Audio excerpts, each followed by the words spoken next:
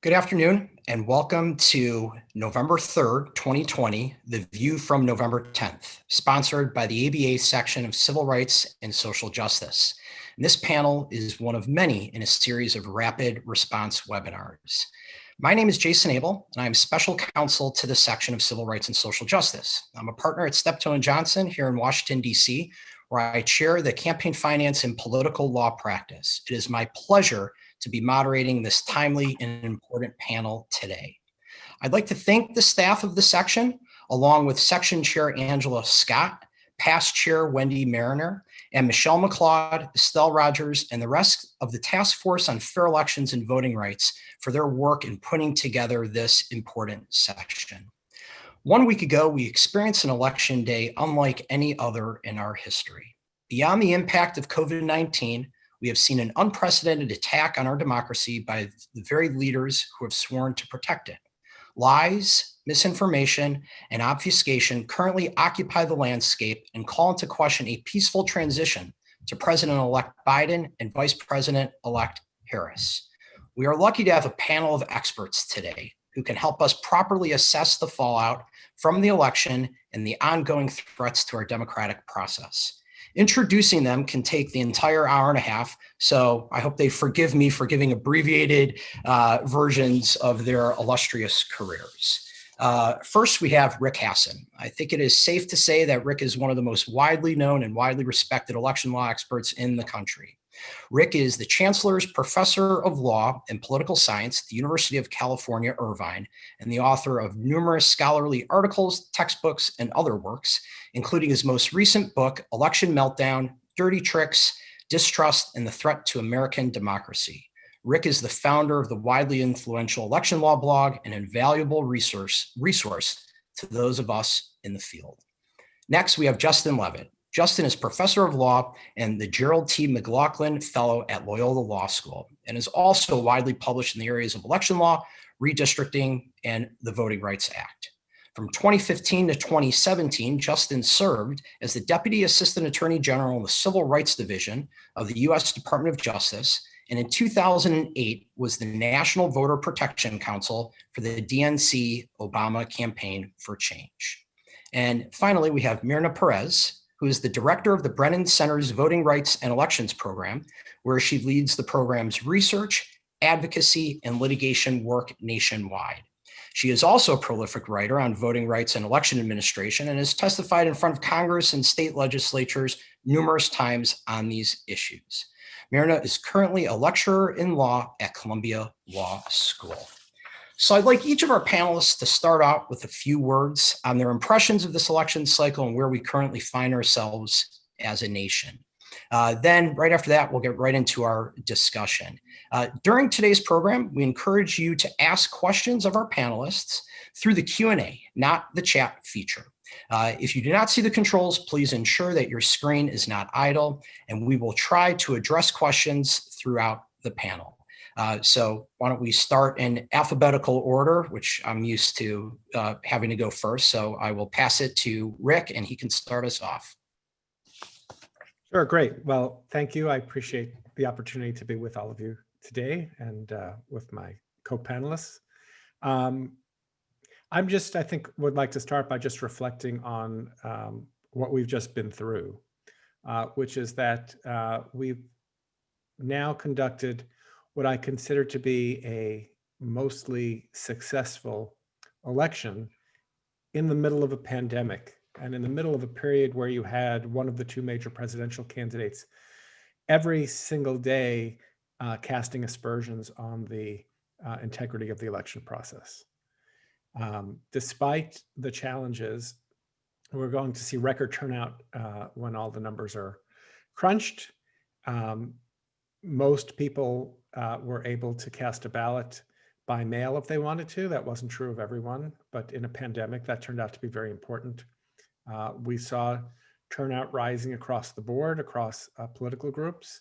And I think it's a great testament to not only the voters and their perseverance, but also to election administrators that even in a pandemic and even without adequate funding, which Congress failed to provide, The election mostly went well. That doesn't mean there weren't problems. It doesn't mean that there weren't places where people had to jump through unnecessary hoops in order to vote. I still think that legislators and elected officials could have made it easier in some places for people to vote. But in terms of how badly it could have gone, I think things went quite well. The votes are still being counted. The result, however, in the presidential race is clear. In some other races, it's somewhat less clear.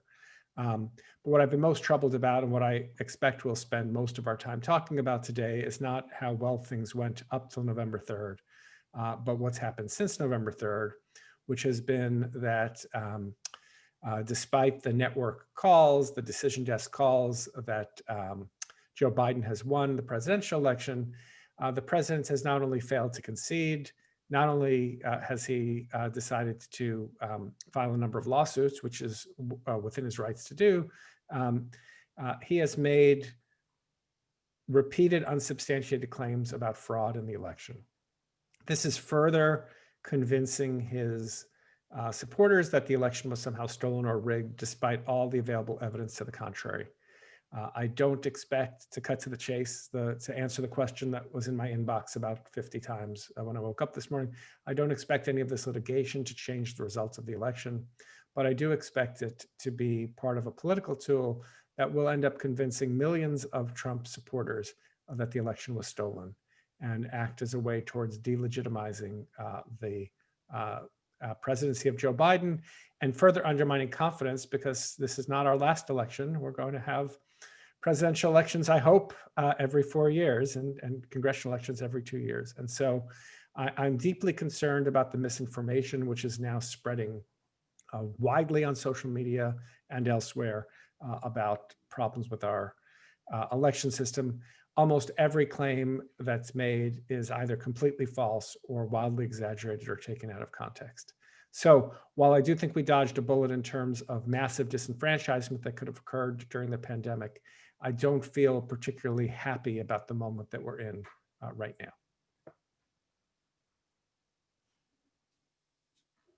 So if we're going alphabetical order, I think that puts me next, and conveniently so, because there's not a word that Rick said that I disagree with. Given the extremely low standards we set for ourselves, we had an extremely successful election. That is, in the midst of a pandemic, voters and election officials persevered, sometimes against conditions that were imposed externally and that couldn't have been avoided, and sometimes very avoidable conditions.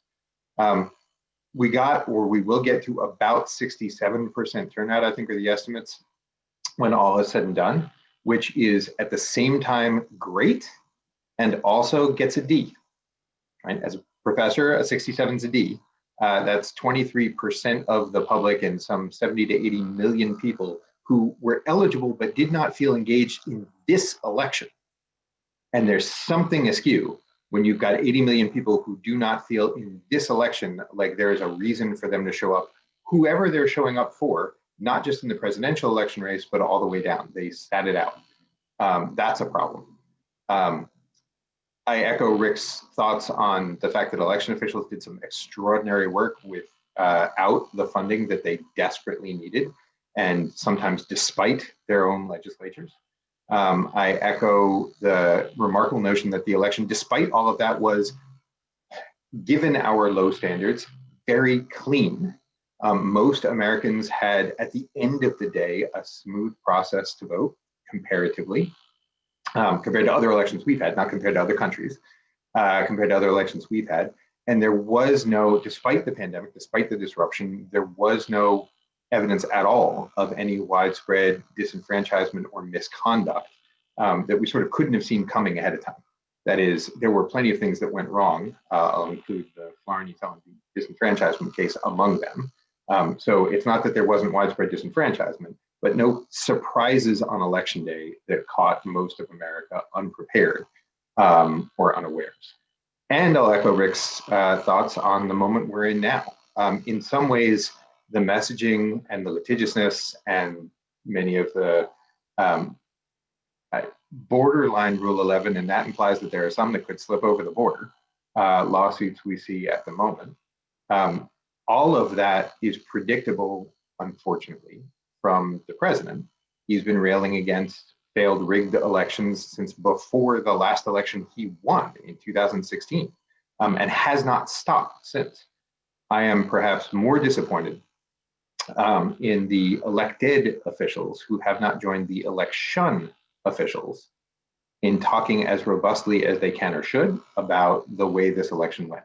So election officials, Republicans and Democrats and neither, those who have no allegiance to any political party, have said pretty much across the board that this election was free of widespread claims of misconduct or fraud or big problems, particularly in the battleground jurisdictions that everybody's focused on. Elected officials have been more reluctant to take up that public line to validate the really hard work of election administrators across the country, mostly in a partisan context, and that is really unfortunate.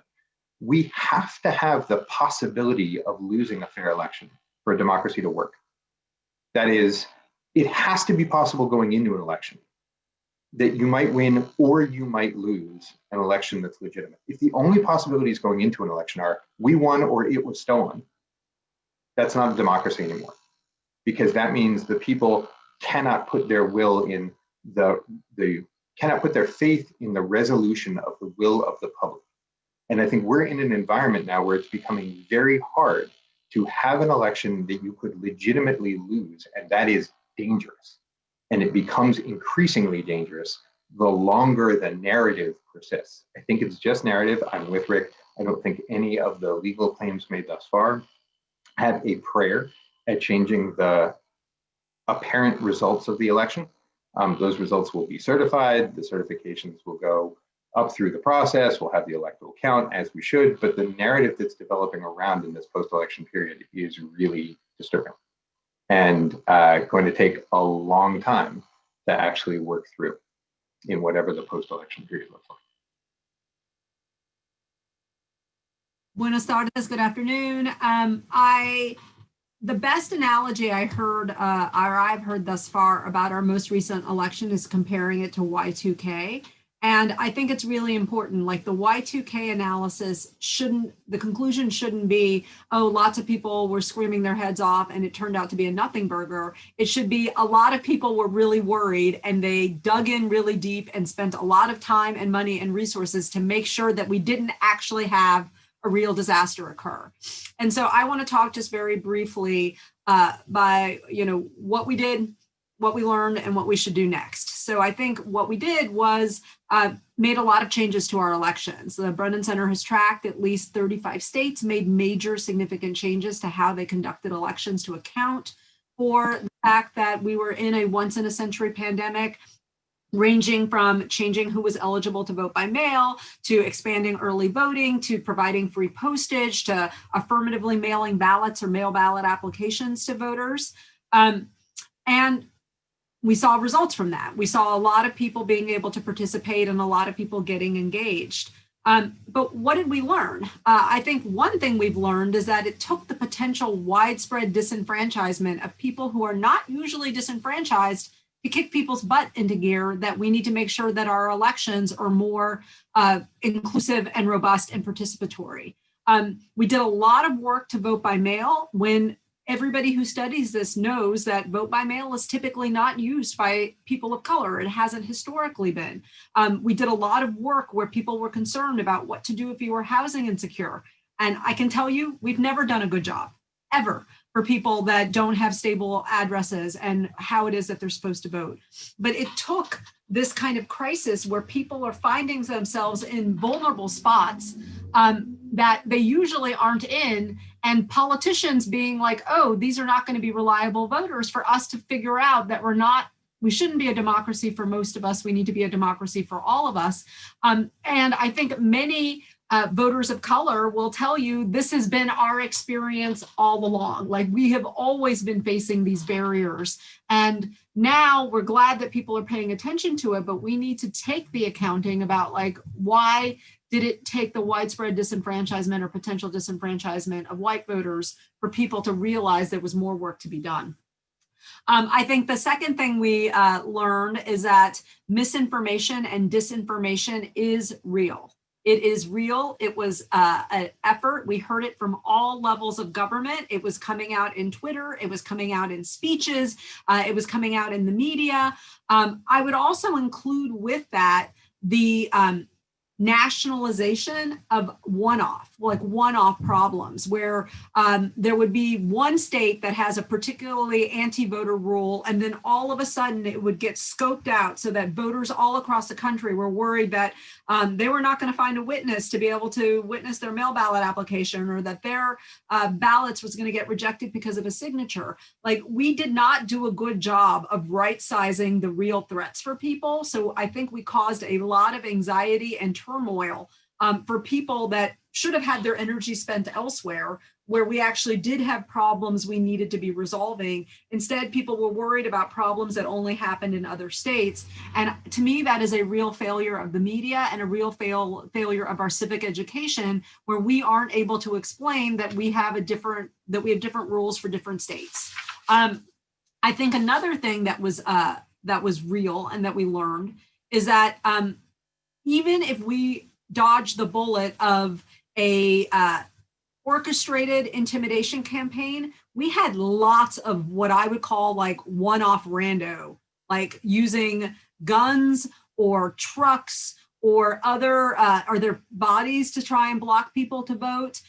We heard incidences all across the country. It does not appear to have been coordinated. It does not appear to have been organized, but it is real. And we need to adjust our rules to account for the fact that everybody should have a free, fair, and accessible election, and that we don't know how to thread a lot of needles between when you're protecting a ballot box from being set on fire and when you're having a constable that's disenfranchising people. Like, there is a line that lawyers need to be able to help our election officials navigate a little better, and we have not been doing a good job with that. The other thing that I think we learned is that litigation, is a meh in terms of being able to get some of the problems solved. We have been tracking the litigation across the country. Justin has been doing the same. We have like a slightly different metric, so my numbers will be a little bit different than his. But if you break up the lawsuits into what we would call pro-voter cases and anti-voter cases, you would see that the pro-voter cases at least had some success that stuck, at least for a little bit, about 40% of the time, and the anti-voter cases stuck about 30% of the time. And then the other results were a little like, we're not so sure that how we count it. And that, to me, raises a lot of opportunities for, is this how we want to be doing our problem solving? Like, do we want to be running to the courts to be dealing with these as much as we can, as opposed to predicting in advance what some of those problems are and trying to have a more deliberative process where we are either doing this through more community involvement, more legislation, and more like research and thinking about what needs to be done, as opposed to what can be hammered out on the fly because we're in the thick of a litigation. So what do we do? Well, I think it's obvious, and I think the other two panelists have said this, we need to invest more in our elections.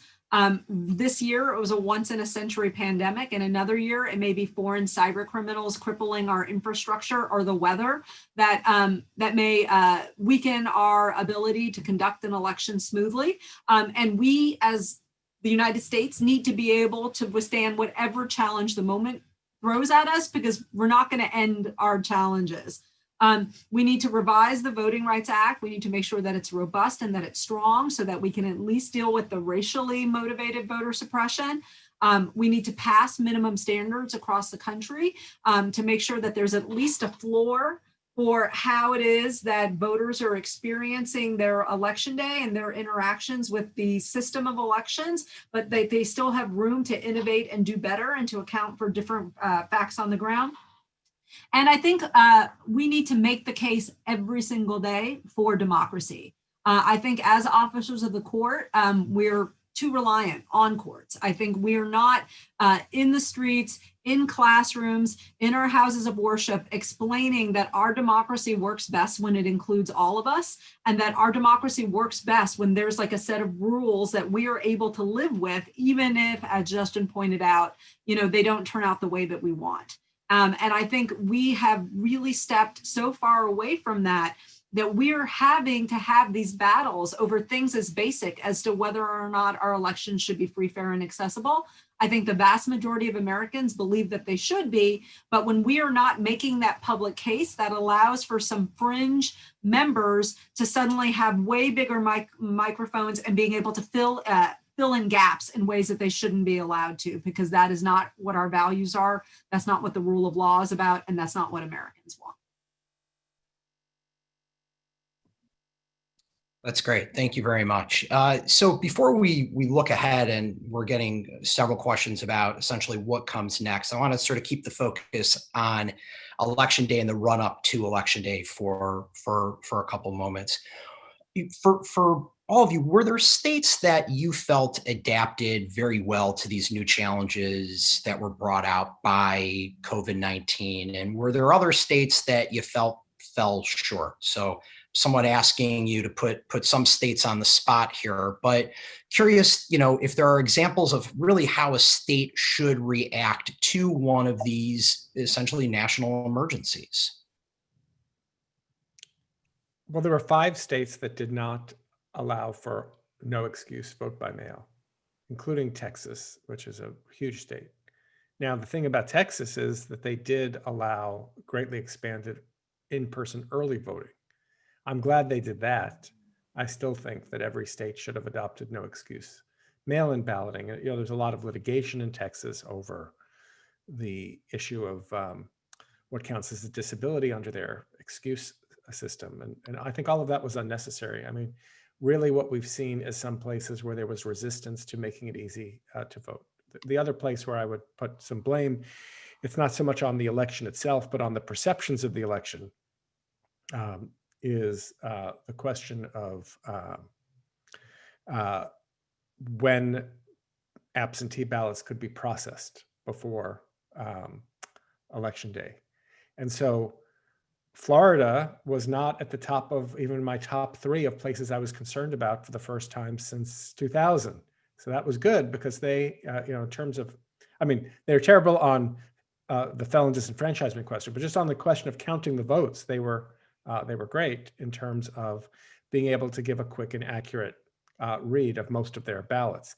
In contrast, in 3 Midwestern states, Pennsylvania, Wisconsin, and Michigan, the Republican legislatures blocked the ability to count votes early. There was a slight giving in Michigan to give 10 hours. But in Pennsylvania, we didn't know the results in Pennsylvania sufficient for the networks to be able to call the race until Saturday morning, which left a lot of room for uncertainty and people having great concerns and doubts. If pre-processing were allowed in Pennsylvania, we would have had those results on Wednesday morning rather than on Saturday morning. And so I think that was problematic. Justin, did you want to go next, or do you need a minute to catch up? I know you got disconnected. Yeah. Okay. So I'll jump. I think that if I can push back a little bit on the question, Jason, I don't think it's like who did the best. I think it's who was prepared from the jump. I think some of the states that had to do the most had to do it because they were behind where they should have been. And so, I'm thrilled that Georgia allowed people to be able to apply online for their absentee ballot, but they should have continued their process of sending mail ballot applications to everyone. A lot of the states that already have a robust system of vote by mail had to make fewer changes to their elections to account for this, because they already had the muscles built for that. And so what I think the better question is like, what states are prepared to diversify risk? And some of the states that you saw move the fastest were able to do so because they had been prepared in other respects. There were really exciting changes made in California with respect to presumptions being set for the casting of provisional ballots and for looking at how signatures are going to be impacting whether or not a ballot is counted. I completely co-sign Rick's idea that Texas seemed, and I'm from Texas, I think Texas seemed really determined to put as many barriers as they could get away with in front of the ballot box. And I expect that the politicians are going to have to explain that at some point. And I think we need to be thinking about it in terms of risk diversification as much as we're thinking about it in terms of access, because it is when things get wrong that voters need options and that we need other ways of being able for people to participate because one venue has been closed to us.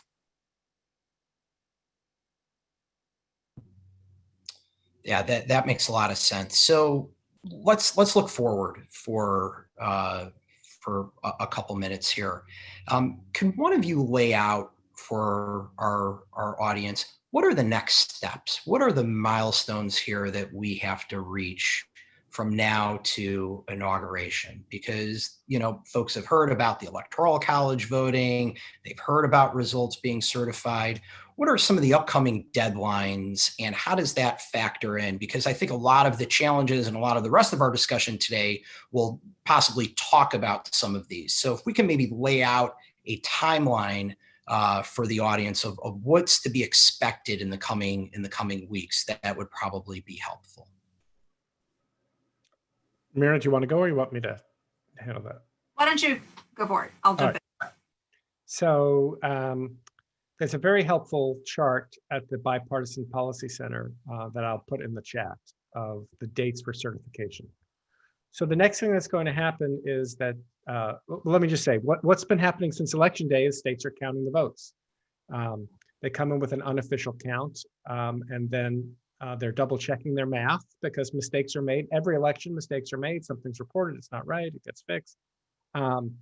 Right now, most states are done with their initial count. There are still probably half a dozen states to a dozen states that are still counting a lot of ballots.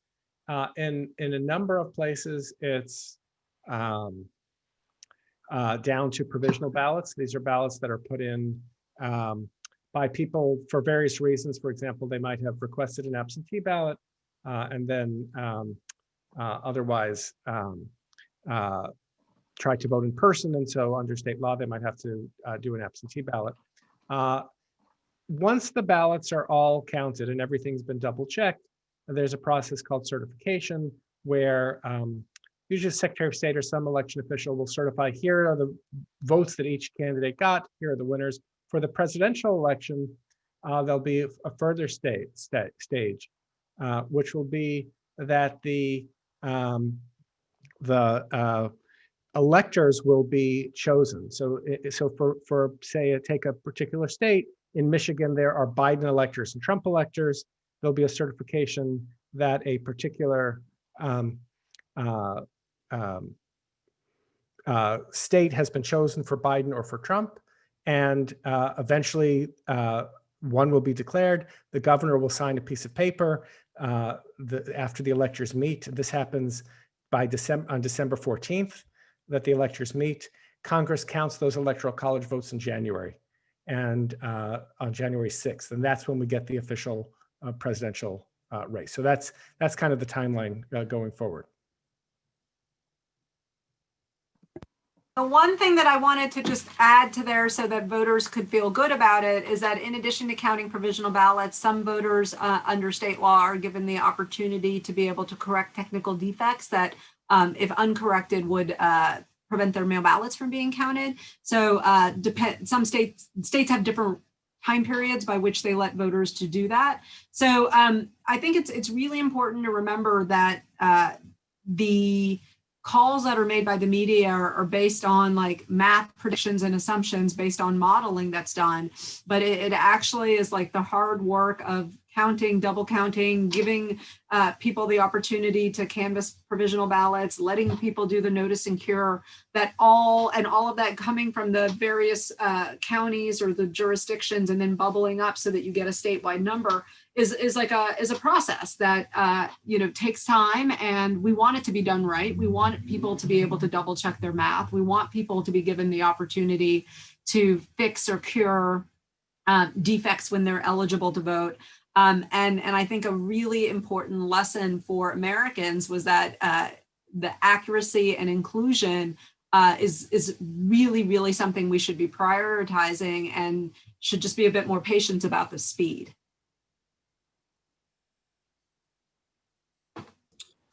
So one of the questions that we've we've received, and it's pretty much the same question in different variations. And I think it's something that each of you touched on, that occurred both in the run-up to the election and even maybe before the 2016 election. And now we're seeing it, and that's disinformation. What are ways, and Justin, maybe you can kick this off since you brought it up in your opening. What are ways that we can combat this disinformation, especially when it comes from the highest office in the land, when sometimes it's repeated verbatim on national news networks? What are ways to not only combat that, but also to push along correct information as well? They say democracy can be messy. Sometimes there's a variety of details that folks don't really know. What are the best ways to not only combat disinformation, but also to educate the public on our election process? Yeah, it's a really good question and a really pivotal one. So just to bring us back a little bit, in 2016, we were attacked by foreign military units. And that can't be said often enough, because it's really stunning that that happened and that very little has been done about that. They didn't attack our election ballots. They didn't attack our voter registration systems. They didn't attack our tallying systems. They attacked us, the people, and the information that we were consuming, both misinformation and inflaming natural tensions systematically. Now in 2020, the calls are coming from inside the house, right? We don't need foreign adversaries to be doing that work. There's plenty of domestic disinformation going around, unfortunately. And it's hard to combat. Part of the responsibility lies with intermediaries, with tech companies and with news organizations not passing along disinformation claims without warning, as some of the tech companies began to do, without commentary, as some of the news organizations began to do. There's no obligation for information intermediaries to simply parrot what they hear without giving it some context. And so part of the solution to disinformation relies on big intermediary providers. It's difficult to regulate, but each of them can establish as a brand their ability to stop the flow of disinformation when they want. And I would hope that more tech companies and news organizations do that. That's a service to the consumer. And that should be something that fits entirely with our system of free enterprise, making sure that consumers have good information rather than crap information. The second thing we can do is educate ourselves. So we were the weakest link in 2016, which is why foreign military units chose to attack us. But we are also our source of greatest strength. That is, each of us can gauge for ourselves what to listen to, what to pass on to others, what to accept, what to investigate further. There's a lot more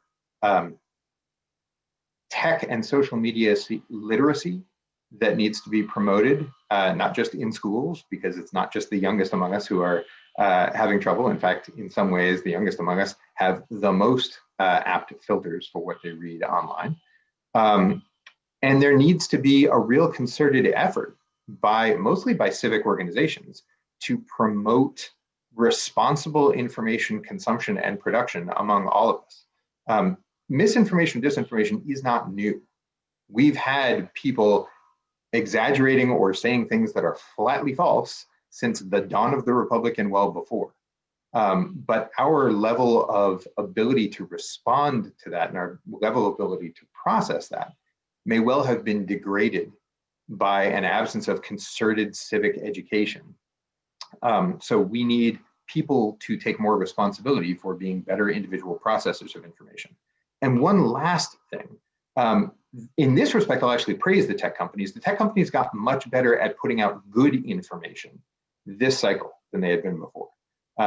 Twitter and Facebook and Google as affirmative sources of information for people to understand the election process were actually quite good. If you searched "how do I vote" on Google, you got a lot of accurate, useful information. It shouldn't only fall to entities like that. The election officials need better websites and better public information campaigns. Some of them were doing a magnificent job, some less so. All of that takes funding, and that was in particularly short supply this year.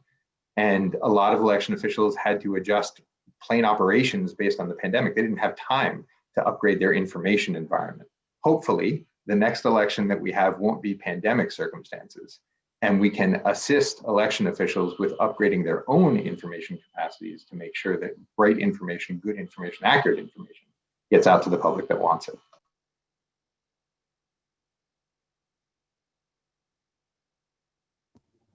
Thanks.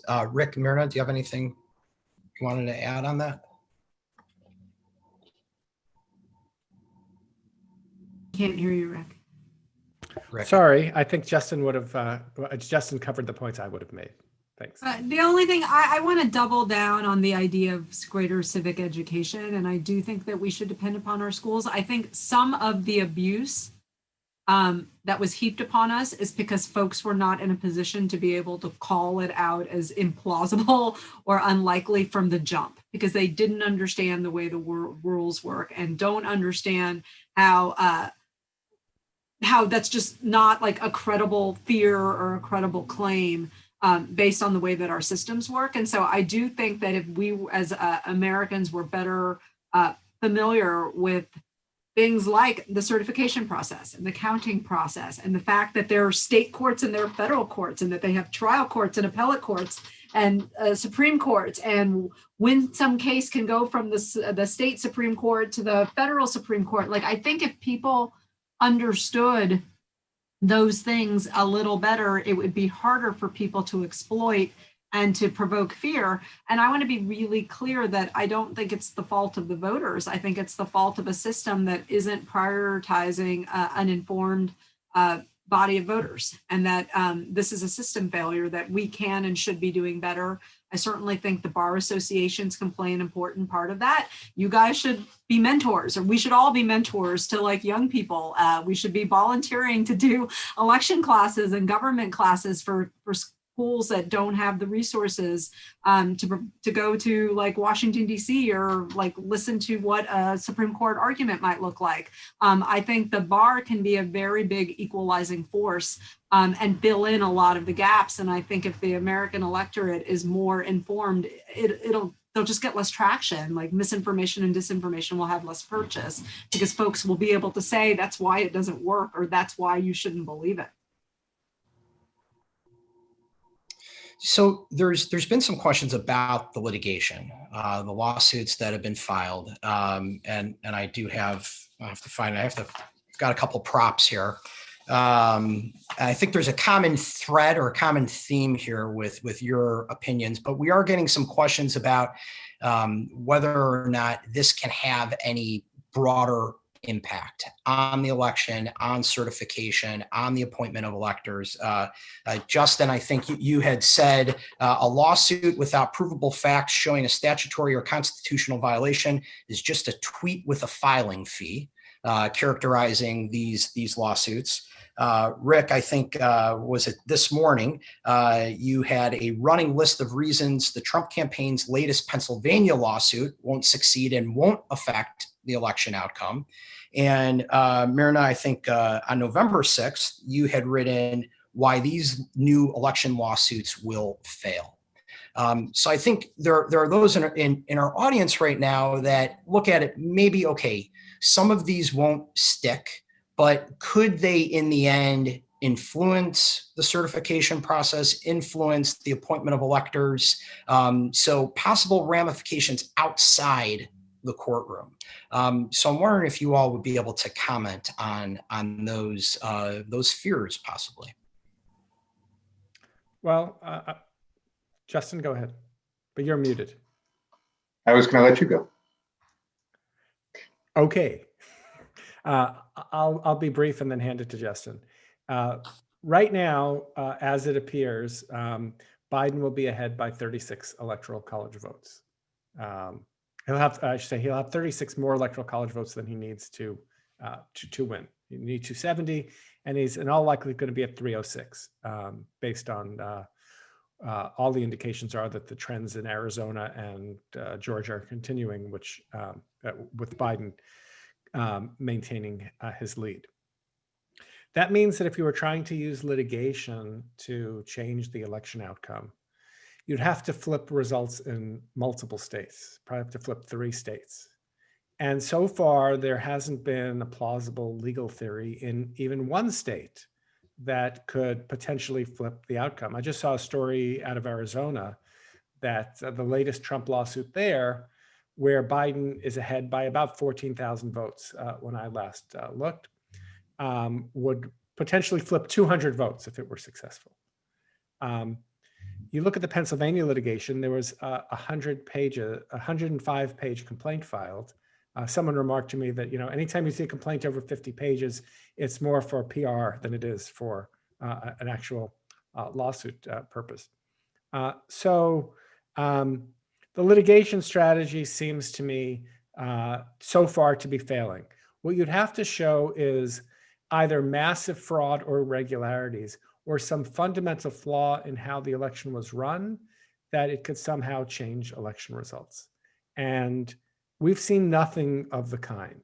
The latest lawsuit includes claims that not only come too late, and not only are some of them are properly directed to a state court rather than a federal court, but they also raise issues that are either not legally cognizable. For example, making the argument that it's unconstitutional to give voters the choice between mail-in balloting and voting in person because they're different procedures.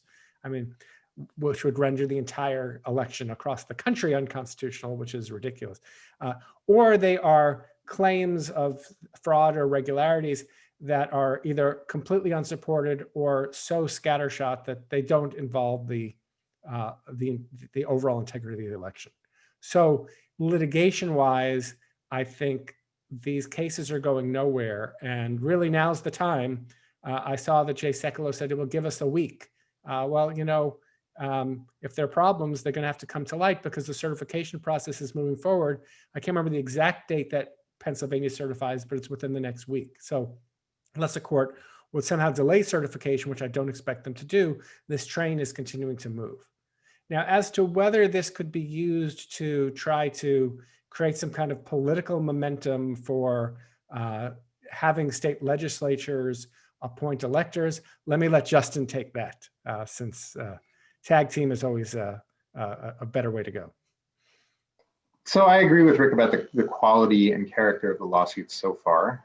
There have been some extremely minor successful claims, like moving observers from 20 feet out to 6 feet out. That's not going to change any of the results, but that's a legitimate lawsuit. There have been some lawsuits that seek to have election officials do exactly what they were doing. So Justice Alito's report from the Supreme Court the other day, seeking to have ballots segregated, that the election officials were already segregating. And then there are a bunch of lawsuits that are just bad, that aren't, as Rick put it, perhaps slightly more delicately, that don't support cognizable legal claims. I know that nobody on this webinar from the ABA has ever submitted a bad lawsuit, but you've all seen them. And some of these look very familiar. They're lawsuits purporting to be magic that aren't going to achieve the magic they're purporting to set forward. Lawsuits aren't spells. And people, I think the public, believe that because you filed a lawsuit, that necessarily means relief is coming, the courts are coming. Everyone on this webinar has seen a lawsuit that will get rejected by the courts. It's only a matter of time, and the vast majority of the current lawsuits are in that bucket. So I actually agree entirely with Rick. Certification is going to proceed, no court, based on what we've seen so far. And it's always theoretically possible there's something that nobody has observed so far. The extraterrestrials could be landing. We just haven't seen any evidence of it yet. What we've seen so far, nothing's going to affect certification. No court is going to buy the claims that have been put forward thus far. They're not going anywhere, which means that the only impact of the litigation is likely to be outside the court process, the only meaningful impact. It has 2 impacts. One, it allows the president to continue fundraising, which he's been doing at a prodigious pace since the election, in part to fuel the lawsuits, in part to retire campaign debt. I think today I saw reports that Some of the fundraising was being directed to a PAC for later political activity. So as long as there's money to be made, I expect the litigation to continue. I don't think that means the litigation will work. A second impact outside of the courts is on public narrative, is on the notion that the election was in fact rigged or fraudulent when there is no evidence behind that. But the more lawsuits come out just in number, the more people think that there must be something there behind the smoke, when it's really just smoke. Unfortunately, I take the Attorney General's recent announcement as facilitating more of that public narrative, sort of releasing DOJ to announce that they'd started investigations, which will further cloud the public perception of what's going on. Rick mentioned, could all this lead to state legislators appointing their own slates of electors? My answer to that is, to what end? That's not magic either. Federal law makes abundantly clear that if the election rules on November 3rd yield an actual answer by December 8th, and they have and will, the election gets certified. And everybody else submitting a piece of paper is just submitting a piece of paper with no legal impact. So I think it has there's a political play that's being made right now. I don't necessarily know to what end. This president has said in the press before that he views his role as winning the day, winning the narrative of the day, that he perceives the presidency as a sort of reality TV show where the object is to get to the end of the day having scored the most points. And it's hard not to see some of the litigation in that light as attempting to win the day without really any thought to a plausible endgame. I don't see a plausible endgame for this, either in the courts or outside of the courts, other than earning the president's fundraising committees a little more money.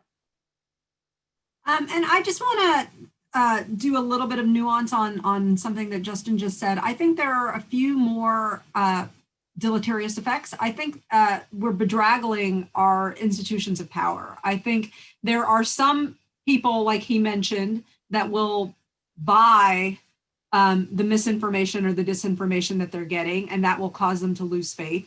But there are also some group that is just going to get disgusted. Like whenever we poll and ask people who are eligible to vote why they don't vote, at least one of the meaningful categories is, I don't think the politicians speak to me. I didn't like any of the politicians. I don't think the system works. And when we see this kind of like crass, self-serving misinformation going out, that is going to further induce people to not decide to prioritize voting among the other things that have opportunity costs in their life and that they have to contend with. I also really worry about what this does to the judiciary. We expect our courts to be standing up for our right to vote. When people feel like they're not, they notice those things. And there has just been a tremendous amount of use of judicial resources. Like, there was one instance in which a federal judge was having to hear specious arguments for 2.5 hours over potentially 90 votes. Is that what we want our court system to be having to contend with? And do we want to put our courts in these political crossfires where it is so obvious that some political apparatchiks are trying to use them to achieve some sort of political outcome? I worry about that. And I think as officers of the courts, we need to work really hard to be above that. And when you see these meritless, crazy theories being brought into court, it unnecessarily involves the judiciary in a political fight that's really not theirs to be fighting in. I am going to take this opportunity to answer one of the questions that I saw that was posed to us, like, what is this with this new term, legal votes? I think that comes from the fact that they cannot allege that someone who was not supposed to be voting has been voting improperly. So they're trying to say if there was any sort of irregularity or need for improvement in the system, that's not a lawful vote. So, if observers in Michigan should have been allowed to be 6 feet rather than 20 feet, that's not on the voters. They didn't do anything wrong. The voters should not be anywhere in that equation, but yet we were hearing about the lawful votes, the legal counting of votes. We saw this all over the place in some of the Pennsylvania lawsuits where the campaign, the presidential campaign, was trying to say that it was per se fraud if there was any irregularity in the system, if it had nothing to do with what the voter did. Like if the voter didn't do anything wrong with that, it was still fraud and it was still fraudulent. And they wanted a definition that just said something that shouldn't have been happening the way that it should have been was all of a sudden fraud. So I think that's where this term legal votes is coming from, because they are not in a position to say that anyone who shouldn't have been voting was voting. So instead, they're trying to kind of squish around that nuance and hoping that people aren't going to ask the hard question that one of our observers in the question and answers asked. There's one more impact I just want to highlight, because Myrna's absolutely right. I did not mean to suggest that the public messaging doesn't have an impact. It absolutely does, not just on the public, not just on potential turnout, including in January for the Senate runoffs that are still really important. There are election officials getting death threats right now. And the reason they're getting death threats right now is because the person with the loudest megaphone in the land is saying that they stole the election, which is false. So this is a real danger, not just to the structure of democracy, but to particular individuals who did extraordinary jobs fighting through a pandemic in order to deliver reliable results, that now have to contend with death threats because of this assertion of wrongdoing in the process, the fraudulent assertion of wrongdoing in the process. That's something that should also be concerning, not just for the safety of these people and their families, but for the willingness of anybody to step up to run an election in the future. If this is what the future of election administration looks like, you can count on a degraded quality of election administration. And that's nothing that any of us should look forward to. So last night, it was leaked or released that Attorney General Barr had issued a directive or a memo authorizing the investigation of voter fraud, I'm putting that in quotes, that somewhat changed the process by which Justice Department could look into these issues. So much so that a career prosecutor resigned last night, sending an email to other Justice Department attorneys saying, having familiarized myself with the new policy and its ramifications, I must regretfully resign my role as director of the Election Crimes Branch. Justin, I'm going to kick this back to you to start, and then Myrna and Rick jump in. What was the process before? What did the Attorney General do? Why was that so? This is sort of a leading question here, but why was that so abhorrent to cause a career prosecutor really to resign almost on the spot? Yeah, this is not good, to put it mildly. And it's not good for the DOJ. It's not good for Bill Barr. It feeds the messaging problem ultimately, which is exactly why you weren't supposed to do it. So for generations, for decades, the governing answer out of the DOJ when you asked them, do you have an open investigation into X, was, I'm not going to tell you that. That is, policy across the board was DOJ was really reticent to announce even whether it had an investigation for anything, particularly in the election arena, because there was an awareness that even the announcement of an open investigation could somehow compromise the election process, that would become the story. The rule at DOJ is don't be the story, at least not at the onset of an investigation. Once there are facts, once there are conclusions, once there's an indictment pending, very different to issue a press release. But before we actually know what the facts are, don't become the story. And this memorandum from Bill Barr essentially says, yeah, go ahead, become the story. That's fine. Technically, what it did was it took the long time. I think he took over the position in 2010. He was a career prosecutor, trial attorney for 30 years and is now back on the line. A gentleman by the name of Richard Pilger, who has extraordinary integrity. There are a lot of things I don't agree with Richard about, but there is one thing that is abundantly clear, is that he was straight up down the middle of the road, go where the facts and the law lead and nowhere else, which is something that is tremendously important in the person who is responsible for prosecuting election-related crimes, campaign finance crimes and voter fraud, sometimes involving individual voters, more often involving politicians. And that's why you want somebody absolutely straight up in that position.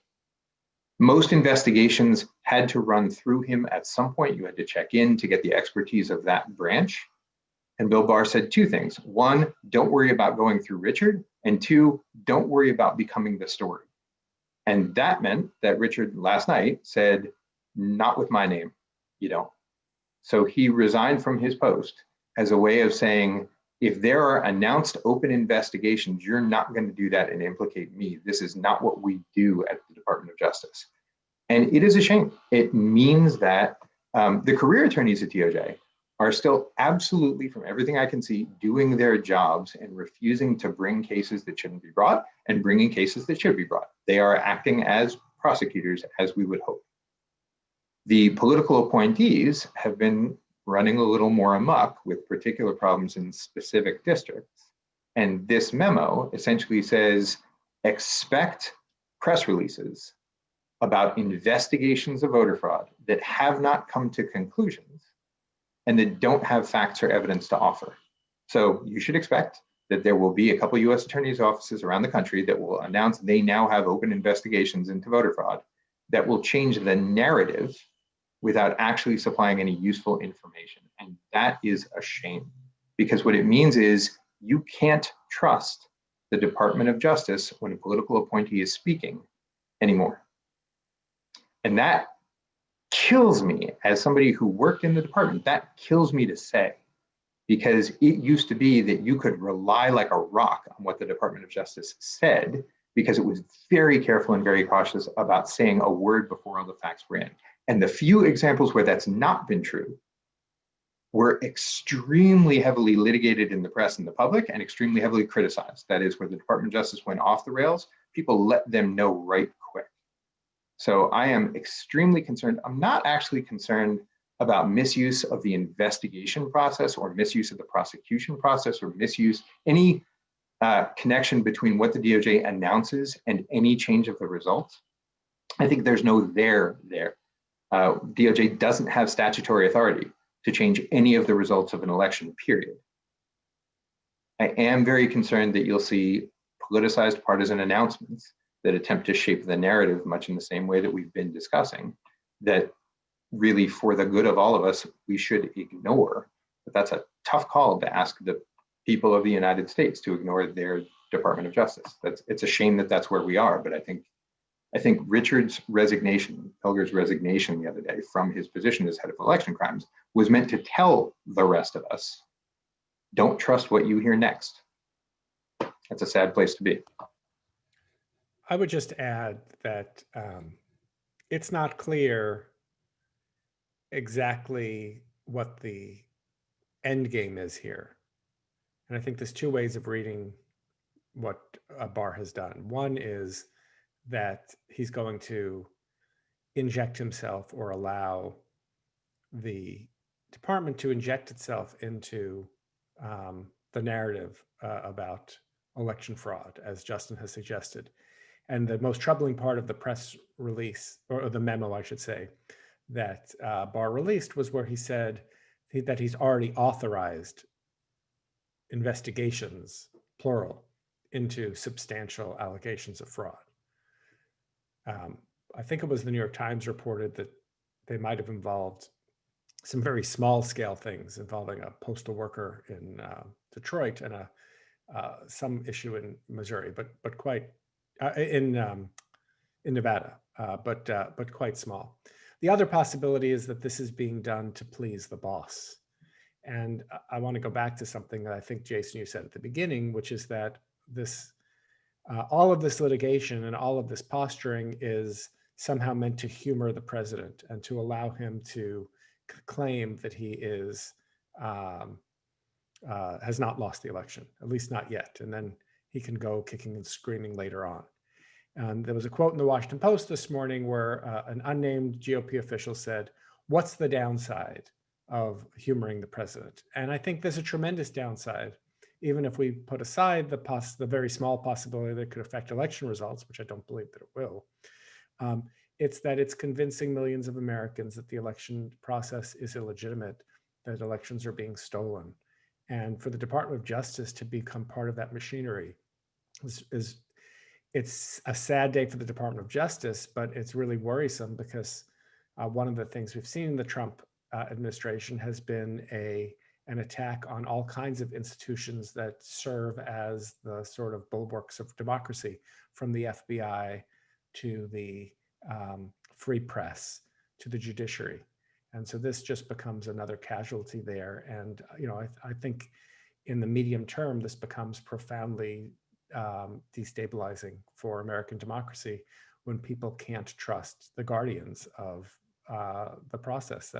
So what I've learned more than anything else in the last 4 years of the Trump administration is how much our system depends on the honor system and depends on people following norms rather than hardwired rules built into the process. That when you don't have actors acting in good faith, that's a bad place to be. And I would just add that there's also the potential for chilling the uninformed but eligible voter. I mean, I do know that we have seen prosecutors, governors, AGs that like to showboat and like to get attention, suggesting that they're going to be doing these prosecutions and that it's going to be targeted toward communities that may not have the kind of civic literacy that we would want, or may come from communities where there was retribution for being politically active.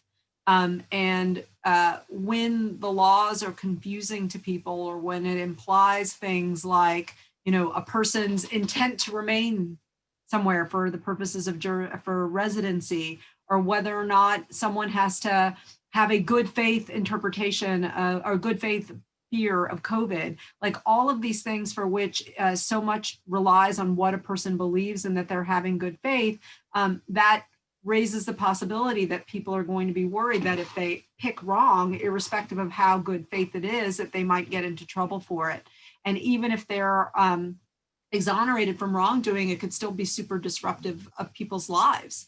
And so I think that, and especially this is at the front of brain when we are dealing with issues like in Florida, when people are being asked to pay off their fees and fines before that they're allowed to vote, and many of them don't know if they have them or not, right? And so I think we can't lose the potential for chilling effect among our most low information voters, and how that cheapens our democracy by excluding those voices. Myrna, I want to stay with you on this topic for a minute, because there's an election coming up on January 5th in Georgia. There's a runoff election for the 2 Senate seats that would determine who has the majority in the United States Senate. Both of those senators issued a strongly worded press release calling on, I believe it was the Georgia Secretary of State, to resign. To which the Georgia Secretary of State said, no, there's no reason for me to resign. But I think that what we've seen, and I think some of the reports, to Rick's point, was that maybe they were pushed by the president to do this, to call attention to fraud, to create some fear or doubt in the minds of those that would come out and vote in less than 2 months. So, question for you is, what are you focused on? What's the Brennan Center focused on in terms of making sure that particular vote goes smoothly and that voters are protected in casting their ballots in January? Well, I think one thing that's really important to note is that we are on behalf of voters and not on behalf of like outcomes or candidates. And so I think we look at the process. We have been long advocating in Georgia for quite a number of growth opportunities, I think I would call it. Things that would allow more Georgians to be able to participate. Georgia has had historically a really bad problem with lines. And in my view, and I don't know where Rick and Justin are on this, I think lines are per se proof of a problem. Like, you don't know what the problem is necessarily. It may have been something as simple as people weren't accurately predicting turnout and therefore didn't have enough machines or poll workers or enough voting locations. Or it may be that they didn't have enough technicians to be able to fix broken voting machines, or they didn't produce enough paper backups. But I think when we have things like lines, we have a per se problem that we should try to improve. When we have situations in which people don't know where their polling location, we have a problem. When we have election administrators running out of emergency paper backups, within a couple of hours of the election, as we saw on election day, or when we have machines not turning on for a few hours on election day, I think those are all things that we want to get better, because they're going to shave different parts of the electorate out. And so our hope would be to have a system that was robust enough that it could handle any one of those things going wrong. Like, we want systems that are in place that something can go wrong and then something else gets triggered to be able to fix it. And that requires resources, but they're two different kinds of resources. One of them is straight up money, and others is like staffing for contingency planning and being able to actually do the brain work to figure out how it is that X kicks into gear when Y happens. So I think so much of what would make our elections go smoother is if we, from the very beginning, decided we were going to have a lot of risk diversification built into the system, and that we were going to have a lot of preparedness, and that we were going to assume that things were going to go wrong and then figure out how we work around it. It's kind of what I like to call pre-mortems. Like, if something goes wrong, where's it going to be? And let's make sure that we know how to deal with it before it actually happens, as opposed to building the plane as we fly it. I would say that I agree with that sentiment, but I'm not optimistic. And that's simply because everything has become politicized. I would not have thought, and I really didn't think, because I went back and looked at what I wrote when the pandemic started to hit. I would not have thought that there would be so much opposition to mail-in balloting, simply because I thought that if you were a presidential candidate and you were opposed to mail-in balloting, you'd be shooting yourself in the foot, which in fact is what happened. And maybe Trump would have done better if he didn't. But everything has become politicized, and so it's really hard to come up with proposals that can gain bipartisan support. I saw that Josh Hawley, the senator from Missouri, put in a bill today against ballot harvesting, which turned out not to be really an issue in this election. But it had other things about mail-in ballotings and when they're counted. There certainly is room, if there were the political will, for some bipartisan federal legislation. I'm just not optimistic that if there's a Republican Senate and a Democratic House and a Democratic president, that we're going to get meaningful election reform on the federal level. So it becomes a state-by-state slog, and that's a lot harder.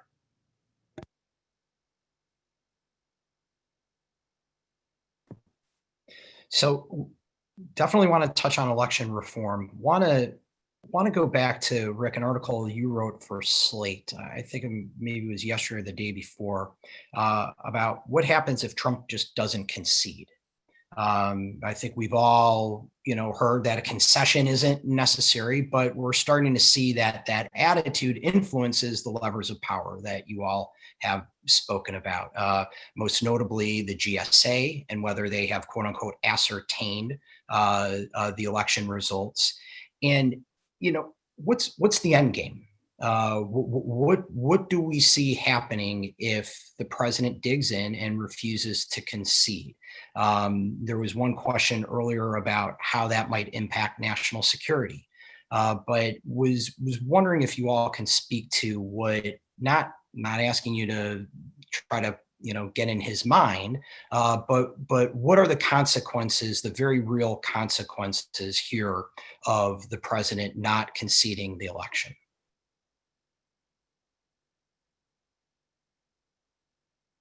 Oh, Rick, you're on mute.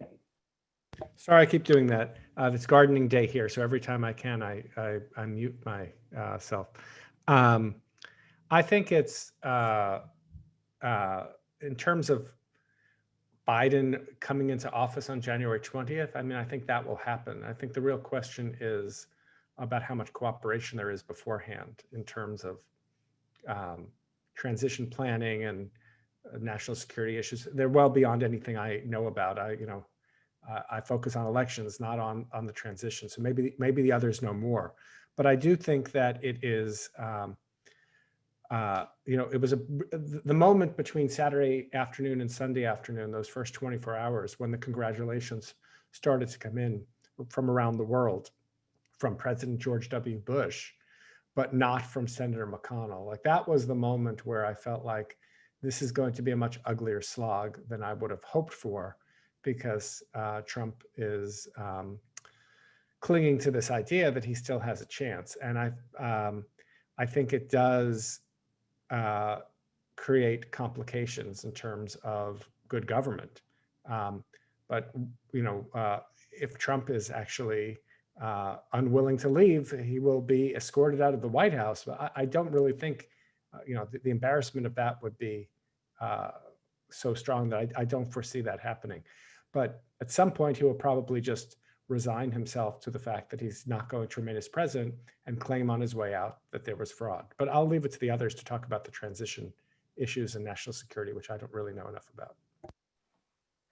So there's some benefit to the fact that Joe Biden was most recently, 4 years ago, the vice president, and has a better understanding of the mechanisms of the governmental process than most humans alive, much less most presidential candidates in his position. He's certainly in a very different position than, for example, than Senator Obama was taking over in the transition of 2008. So he's going to need less time to get up to speed. And he's receiving classified briefings, I believe, as he was throughout the latter course of the campaign. That doesn't have to wait on the transition. But there is no question that a delay in the formal transition process makes governance bumpy right around the start of a new administration. I think even more than that, it makes public acceptance of the new administration a lot bumpier. At some point, America is going to have to get reconciled to the fact that, like him or not, Joe Biden is likely going to be the 46th president of the United States. And there was a great deal of resistance to President Trump and opposition to President Trump, but I think people started calling him President Trump relatively soon after the election was called, or at least President-elect Trump. That helps the country get used to even a chief executive they might not like or might not want in office. The president's continued resistance, as everybody's noted, concession has no legal meaning, but it does signal to his followers that the system has gone seriously awry, and it really delays the public acceptance of any new administration, which is hard. America has set itself up as a country to be governed by the will of the governed. And if the governed keep getting told this guy didn't get elected, it's really difficult to pull the country together in any kind of direction. So it makes the work for the administration ahead that much more complicated. It'll get there. Joe Biden knows how the machinery works, and he's not being deprived of the crucial information he needs to ensure national security, thankfully. But the rest of the apparatus, all of the machinery of the federal agencies, gets bumpier if they don't have access to the normal process facilitated by Americans who didn't vote for Joe Biden coming to grips with the fact that he is nevertheless going to be their next president.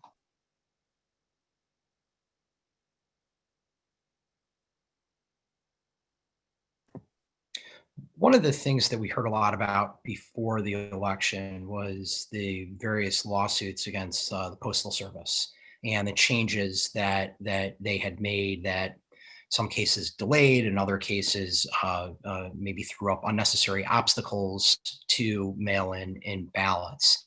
Any update on where those lawsuits are at and how those changes might impact Georgia's runoff election, or any any future elections? So Mirna may know more than I know about this. I know there were 11 different lawsuits against the post office at some point over the last 6 months, really over the last 3 months. There were a series of orders, the most striking of which came out of DC. Judge Sullivan ordering the post office to do repeated sweeps to make sure that ballots that needed to get to states got to states on time. The latest that I heard involved an adamant demand that the Postmaster General answer to Judge Sullivan for why an earlier order was not complied with. And I'll confess that I don't know how that's been resolved in the last couple of days, if it's been resolved. There are still real questions into how the post office is complying with orders to return the operations status to the status quo before some of the changes of mid to late summer. And that's serious, not just for the Georgia election process, that's serious for people who need medication, that's serious for people who need paychecks, that's serious for all of the things that we rely on the post office to do. There's a reason that people get ticked off when the post office service is delayed, and none of those other things change by the fact that the national election may now be over. The thing that I wanted to remind voters of is that, or audience members and voters of, is that we were hearing from very early on a lot of discrediting of the post office, and we were hearing a lot of discrediting of vote by mail. But the Americans who are dying disproportionately from COVID were communities of color who, for reasons that began way before this pandemic season, had reason to distrust the reliability of the post office, and who had reason to be skeptical that they're getting good customer service from their government. And so to be in a position where the communities that would, from a public health perspective, benefit the most from using vote by mail because it would reduce transmission and enhance their public health, being discouraged from doing that is something that I think is so base and awful that I think we need to acknowledge that. Like, we need to acknowledge that we should have, as a country, been bending over backwards to try and give those members of our community who were most likely to be afflicted in a really serious way by COVID the confidence that they had an alternative to voting in person. And we did the exact opposite of that. And my hope is that that will be a mistake that we learned from in the past and decide that that's not the America we want to be.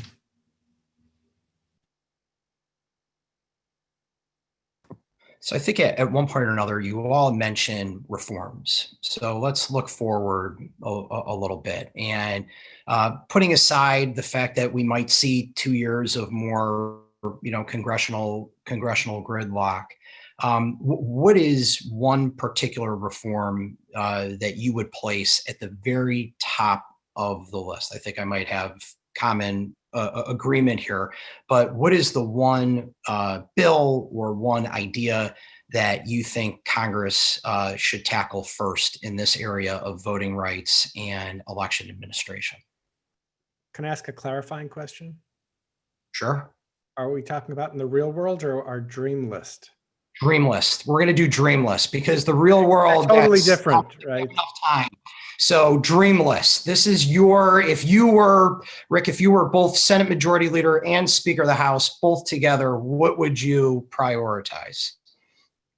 Well, I've called for national nonpartisan election administration for federal elections, and a national, that national body would also set standards for state and local elections. I think it might require a constitutional amendment. So I also would need to control a number of state legislatures for this to happen. Too much power. If you look around the world at the advanced democracies, we are practically alone in having local partisan officials running elections without national standards for everything from technology to who gets to vote by absentee and everything else. And, we need a system where the people who run the election, their allegiance is first and foremost to the integrity of that system and not to one political party or another, where there are minimum levels of competency required, where voting is both easy and secure and full of integrity. I've written a couple of books, Election Meltdown and the Voting Wars, and as well as some articles where I spell out how we could try and get this and it could be achieved. I don't think politically it's really going anywhere anytime soon, which is why I asked your clarifying question. But I do think it may not be the election reform we get, but it's the election reform we need. Batman election reform, I like it. So I completely agree with nonpartisan election administration. I have some own, and this is a longstanding disagreement, friendly disagreement, I think, between Rick and myself. I have some questions about how much to federalize and how much not to federalize. I think there are a lot of people who would have looked at a federally run, federally administered election process in this last election and seen even worse things potentially coming out. I do agree that having a nonpartisan election administration structure helps take care of a lot of the things downstream. I'd also say in my dream universe, though, even well before that, enhancing the voter registration system, dragging voter registration into the 21st century is both first, second, and third on my list. We have a registration system in many states that still looks a lot like it did in the 19th century, with dependence on paper records. Now they're typing rather than transcribing, but paper records that have to be sent in by the voter, that are confusing, that are easy to misplace, that are easy to mistype. We don't see a lot of the impact of that system, but it is there. It's just hidden. And it's really, really meaningful. The good news is that this sort of reform both enhances the security of the rolls and enhances the cost efficiency of the rolls in making the rolls more accurate, which is to say more complete. If we had more systems to engage the voter in voter registration when voters reach out to the government for other purposes, they are secure, they are reliable, they help to get more people on the rolls once, they help to make sure that the rolls stay cleaner, they help avoid a last-minute flood of registration forms, a last-minute flood of online registration. Again, this year, we heard complaints about third parties heading out with inaccurate voter registration forms into states. This avoids that. It takes care of a lot of blue problems and red problems, and I put those in heavy air quotes, because you actually see states undertaking voter registration reforms where they don't perceive voters as a threat. So you see states, blue states like Washington and red states like Utah, both embracing this sort of voter registration reform because they're not scared of their own voters. And when you're not scared of your own voters, you can provide better customer service in a way that essentially flattens the curve for voter registration. We're all used to flattening the curve now for COVID. We need to flatten the curve for voter registration. And this is one way to make it more accurate, more reliable, cheaper, smoother year round. I would put that at the top of my list. And I am not conceding that this is going to be easy, but I think we need to put much of our attention and much of our focus in demanding that Congress finally get back to the business of restoring the Voting Rights Act so that it is strong. Country made a promise to people via the 15th Amendment that when they stepped into the ballot booth, they would be free from racial discrimination.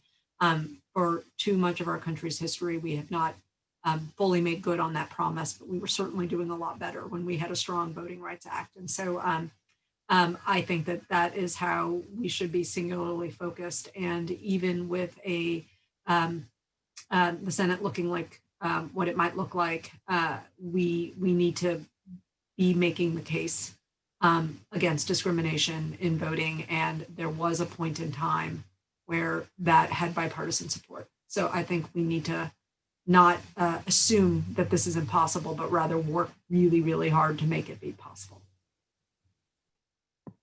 Yeah, I definitely agree with that. So we're coming up at the end of our time here. Closing thoughts. What should we expect over the next few weeks in terms of both this election and moving forward to January? So sort of open floor for you all. I think the next few weeks are going to be nerve-wracking for a lot of people, as the president has not conceded. I think that this uncertainty might last for up to a month or so until the electors are chosen in their respective states on December 14th. I certainly hope it doesn't go that far. I expect before that we will see the Trump lawsuits mostly fail, or when they succeed, not have any effect on changing vote totals in even a single state. I think we'll continue to see the president rail without evidence against the election and claim that it was marred by fraud. After all, this is a person who claimed that there was fraud in the election he won in 2016. So I don't think anything's going to change from the president. I hope that at some point, responsible Republican leaders will follow the Matt Bevin playbook, which is what we saw in 2018, I believe it was, when Matt Bevin, the Kentucky governor, was running for re-election. He was losing to Andy Beshear, and he claimed fraud without evidence, asked the Kentucky legislature to take the election away from voters, and decided itself. At first, the legislators hung back a little bit, let him have time to prove his claim. And when he couldn't, they told him it was time to step aside. And he did, made a shot at so-called urban voters on his way out the door. And now no one really thinks about Matt Bevin anymore. So that's kind of a best case scenario. And I hope that that happens sooner rather than later in terms of the integrity of the election. I think that's, oh, sorry, go ahead, Mirna. Okay, I was just going to say, I hope that voters make false allegations of fraud politically toxic.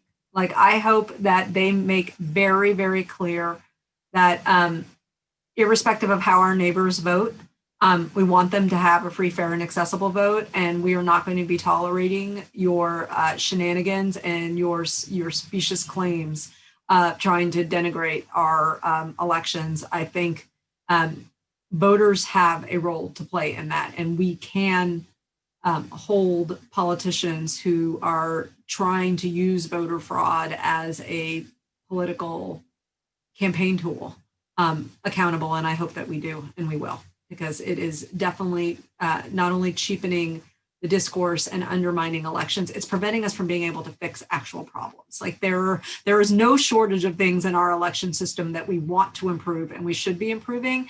And this voter fraud trope is a big, big distraction that's making it hard for us to fix the other legitimate issues that we should be working on. So I emphatically agree with both everything Rick said and everything Mirna said, unsurprising, in looking to the future.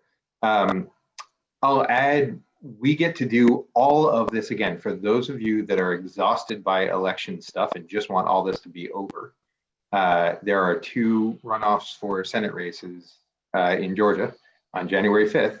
Voter registration deadline's coming up, deadline to request absentee ballots is coming up, the whole thing. We're in September for Georgia's election. So rewind to September, we get to live those 2 months over again, which I hope doesn't replicate exactly what we just saw nationwide in miniature, but I worry a little bit that it will. I hope that in that election, exactly Mirna's prediction / hope / wish for the future comes true, that the voters actually speak up about the election system they want.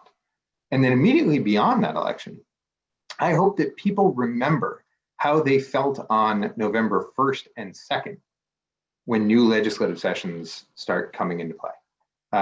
The conditions they experienced in this election, to the extent they liked them, they liked new structures, more convenience, more early voting, more voting by mail that was made sort of possible for pandemic purposes. To the extent that people liked it, I hope they agitate to keep what they liked.